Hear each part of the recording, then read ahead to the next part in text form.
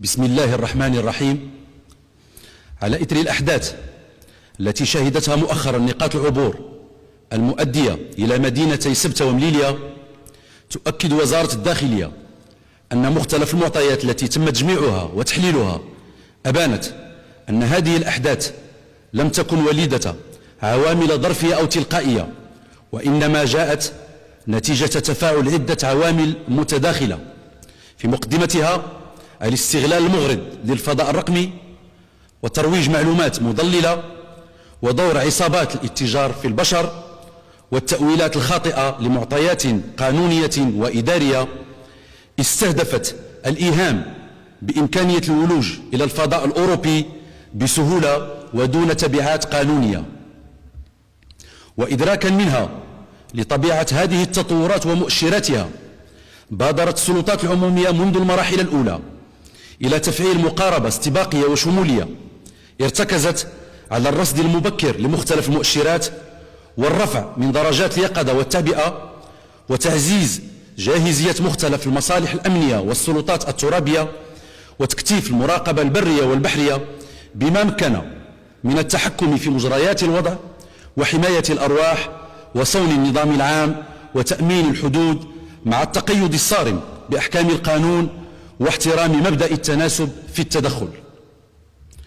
وقد مكنت المعطيات الإحصائية الدقيقة المتوفرة لدى السلطات المختصة بناء على منظومات المراقبة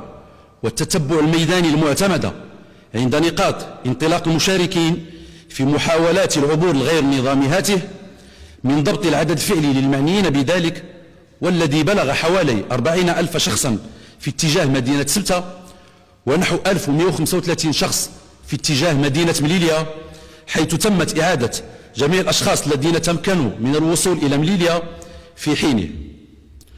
وتستند هذه الحصيلة إلى معطيات إحصائية وميدانية دقيقة جرى تحصيلها وفق آليات تقنية معتمدة للتتبع والمراقبة، بما يجعلها المرجع المعتمد خلافا لبعض الأرقام المتداولة التي لا تستند إلى معطيات موثوقة أو أسس موضوعية. وفي هذا الإطار برزت على وجه الخصوص القرارات الأخيرة الصادرة عن السلطات القضائية الإسبانية بشأن تقييد إمكانية إجراء الإعادة الفورية على بعض المهاجرين الغير نظاميين الذين يتم اعتراضهم في عرض البحر. وقد أفضت هذه القرارات في ظل ما صاحبها من تأويلات مغلوطة وتداول مضلل إلى ترسيخ قناعة لدى بعض الراغبين في العبور بإمكانية تفادي الإعادة الفورية، وهو ما أسهم في بروز نمط أوحد من محاولات الهجرة الغير نظامية قوامه العبور سباحة، باعتباره الوسيلة التي اعتقد البعض أنها توفر فرصا أكبر للإفلات من الإعادة الفورية. وأسفرت هذه الأحداث إلى حدود الساعة عن تسجيل حالة وفاة عرضية واحدة إثر السقوط من منطقة صخرية مجاورة لمدينة سبتة، إلى جانب 10 حالات وفاة ناجمة عن الغرق. ويكشف هذا الواقع أن قصر المسافة الفاصلة التي تقل عن 70 مترا ومحدودية عمقها النسبي الذي لا يتجاوز في بعض النقاط أكثر بقليل من 2 مترين،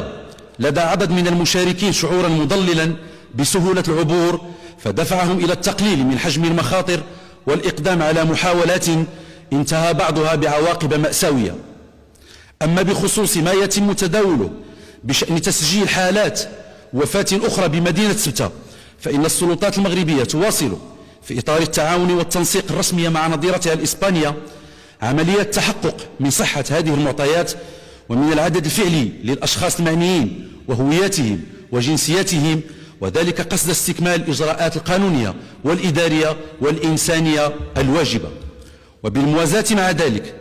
جرى تمكين المعنيين من العودة في إطار التعاون القائم مع الجانب الإسباني ووفقا للمساطر الجاري بها العمل، وذلك عبر فتح المعابر أمام الراغبين في العودة بمحض إرادتهم، الأمر الذي ساهم في تسهيل عودة الأوضاع بالمنطقة إلى وتيرتها الاعتيادية بشكل تدريجي. هذا ووجبت الإشارة أيضا إلى أن النيابة العامة المختصة باشرت في إطار اختصاصاتها القانونية فتح أبحاث قضائية بشأن مختلف الأفعال والوقائع المرتبطة بهذه الأحداث، وذلك من أجل تحديد جميع الملابسات والكشف عن المسؤوليات وترتيب الآثار القانونية وفقا لأحكام القانون. وإذ تجدد